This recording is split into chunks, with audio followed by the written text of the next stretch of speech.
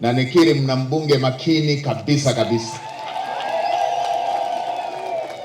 mbunge mwenye hadhi ya jimbo la makao makuu ya wilaya. Chenichi.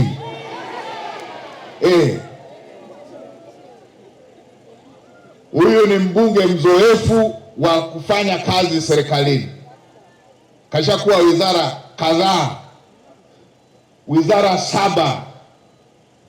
Kwa hiyo jambo lolote linalohusu maendeleo ya hapa anajua liko kwenye wizara gani na mtaalamu gani anasimamia. Hata hivi haya mambo ya ukamilishwaji yalipokuwa yametolewa hapa, Mheshimiwa Waziri, hii hata haitanipa shida ya kufuatilia.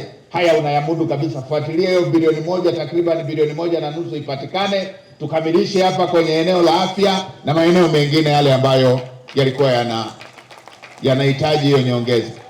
Bahati nzuri wewe unajua kona zote. Huyu anafika mpaka Ikulu, na kwa waziri mkuu ndio ofisini kwake. Kwa hiyo mna jembe kweli kweli, na mimi niwaambieni, mkataba wenu na mbunge ni maendeleo. Atashughulika na shughuli za maendeleo, na bahati nzuri mmesikia jinsi yanavyojua kona zote, maeneo ambayo yanahitaji fedha, yanahitaji maendeleo. Anajua haya maeneo mengine yale, acheni madiwani wasimamie na mwenyekiti wa halmashauri. Yeye ashughulike na mambo makubwa ya kuhakikisha fedha inakuja kwa ajili ya kutekeleza miradi ya maendeleo. Akishaambiwa jambo fulani kwenye kata gani kule, alihitaji kata gani, Mlola, wapi huko Mlola, akishaambiwa pana shida hii na hii, hata yeye asipofika, yeye ashughulikie tu fedha iende pale, atakuwa ameshafika. Kwa hiyo mna mbunge makini, muungeni mkono. Wakati mwingine tunatengenezeanaga vijungu vidogo hivi ambavyo havina maana yeyote. Watu wakitaka kuanza umbea hivi wanaanza. Mbunge hata ukimpigia simu hata haipokei. Sasa kama umechagua mbunge ngazi ya profesa, unatarajia siku nyingine atakuwa kwenye baraza, unatarajia siku nyingine yuko na rais, unatarajia siku nyingine yuko na waziri mkuu, unatarajia siku nyingine yuko na rais wa Benki ya Dunia. Mnataka kila siku awe anatoka kupokea simu kama msimamizi wa call box.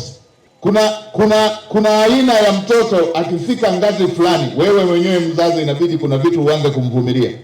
Ndio mimi mwenyewe sasa hivi nikifika tu pale kwa mzee, pamoja na kwamba ni mji wake, inageuka inakuwa ofisi ya waziri mkuu pale. Taratibu za ofisi zinaanza kufanyikia nyumbani kwake pale. Kwa hiyo ukishakuwa na waziri, mbunge waziri anayesimamia serikali za mitaa na tawala za mikoa za nchi nzima, kwa kweli msitarajia afanye ziara ya kitongoji, afanye diwani hiyo. Kweli waziri wa TAMISEMI mnataka mkusanyie kikao cha kila balozi hapa? Si mnataka kutucheleweshea hii kazi kubwa ya nchi nzima? Ashughulike na mambo makubwa ya maendeleo haya tunayoyaongea, maendeleo makubwa. Mwenyekiti wa halmashauri na waheshimiwa madiwani wako, chapeni kazi. Wasikilizeni wananchi, na mkishawasikiliza ninyi mnaweza mkamfuata mheshimiwa mbunge hata popote alipomwambia kwenye kata hii kuna hili, kwenye kata hii kuna hili, kwenye kata hii kuna hili. Yeye akashughulikie fedha ije muisimamie.